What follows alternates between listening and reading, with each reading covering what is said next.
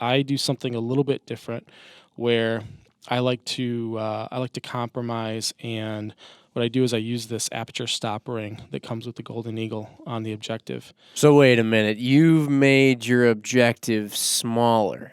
which is supposed to be bad, right? Well, Mark. I mean, I'm not going to tell you not to do it. Big objective Mark Boardman over here. Yeah. Anyway. So yeah, if I was like concerned primarily with the twilight hours of hunting, I wouldn't mess with this. But for our sport, what's cool is you can decrease your objective and increase your depth of focus downrange. So why is that valuable? Well, I can make more timely decisions on changes with the wind while staying in the rifle scope, and I've got the target more or less in focus. It's in serviceable focus, but I can see mirage. Let's say I'm shooting 1,000 yards. I can see that 600 yard mirage with this in place.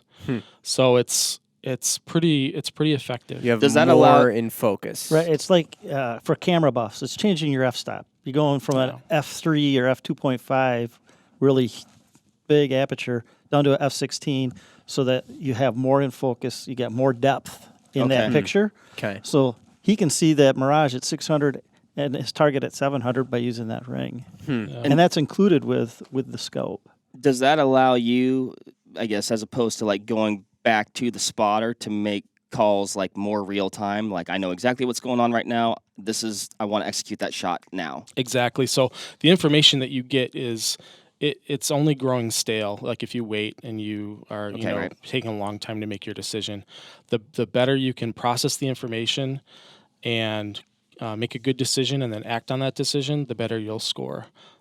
So that's kind of what the theory is there. And the weird thing is with this aperture stop ring, you guys know, like with the light that enters your scope, you've got chief rays that are entering the very center, and then you've got marginal rays that are kind of entering around the perimeter of your objective.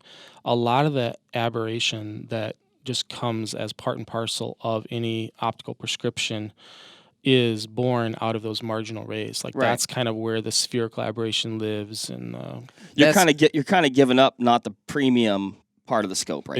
Bingo. Oh, you're keeping the good stuff. The good stuff. Yeah. I see. You can take it too far. If let's say you had an iris up here and you adjusted it so that it was only like, a few millimeters.